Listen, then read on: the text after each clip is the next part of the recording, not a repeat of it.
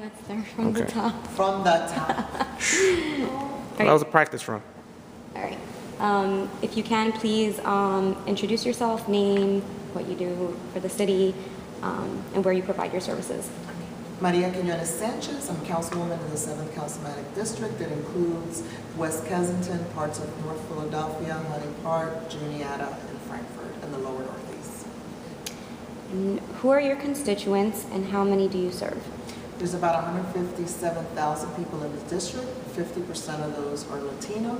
About 25% of those are African American, 20% are white, and 5% Asian. So it's a very diverse district. What prevents your constituents from accessing food and/or nutrition? One of the things that historically has happened in the 1st Congressional District that is part of my district and it's documented is that we have a 50% under-enrollment in programs like food stamps and WIC. That means that of the people enrolled, there's still 50% more people in this community who would be eligible. One of the reasons is the complicated process for people to get on food stamps, and because we have a transient community that moves. So one of the things we've been working at is trying to get people more enrolled. Both food stamps and WIC mean food and healthy food for women, children, and poor seniors. And what are you doing to resolve this issue? What seems to be working? What seems to not be working? For one, we need to make the process easier for folks, and we need to reach out to communities where language access is an issue, and that's one of the impediments in my district. I think some of the things that are working as a result of this issue coming to light, the Sunday suppers that happened here in West Kensington, that was someone coming forward when the first reports came out and saying, what can I do about this? And we helped set her up, with her first grant so that she could do the Sunday suppers. We have been very effective with Philabundance, that's located in the district, to set up a food distribution center at 6 and Lehigh. We started with 1 day. We are now doing 3 days. And this week we launched sort of a mini supermarket. So in addition to the food they get allocated on a weekly basis, when they bring their food stamps or their WIC, they're able to purchase additional.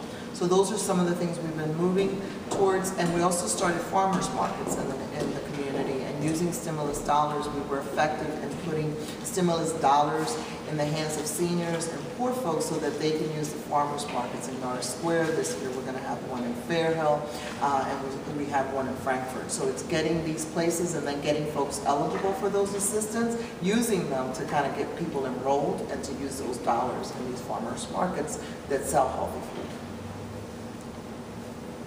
And what are your overall thoughts about the issue of hunger and accessing nutrition with children and families in North Philadelphia?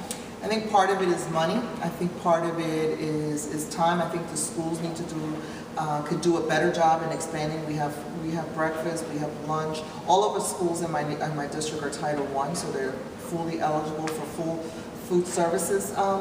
The problem is that our schools are not fitted to have kitchens where people can cook.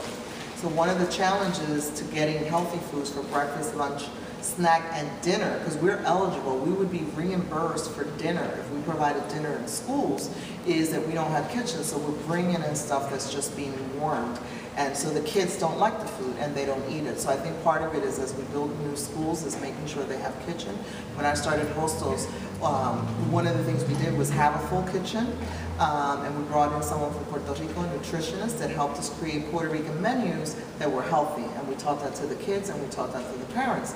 And at the Aspira schools, they have a full service department now, because we integrated that in what we were doing at the school level. And there, kids are eating healthy, cultural food, but also healthy. That's great. And then my last question would be, what can your constituents do to resolve the access to nutrition and/or hunger in general? One of the projects we're working on is we're subsidizing small businesses, bodegas, to add healthy food sections to their stores. And one of the projects we're working in the last couple of months is getting bodegueros to learn to go shop at the shipyard where their foods come in, so we cut out the middleman. Because one of the problems with fresh produce is it's expensive if you're buying it from a middleman, and it doesn't have a long lifespan. So we're trying to get bodegueros, one, to have the area, and then two, how do you buy it directly from the source so that you can maintain it and sell it cheaper, so that people don't have to choose between the frozen biscuit stuff in the morning or, you know, fruits. And if you wanted to say in one sentence, just one message that would sum up everything we just talked about, you don't have to do that. You can. Well, I think food becomes one of the ways that we can build the mind of young kids. If a kid is hungry, he will not read. If a kid is hungry, he's not paying attention. So I think food goes to the core of leveling out the playing field in poor communities. Thank you. That's all the questions I have. Nice.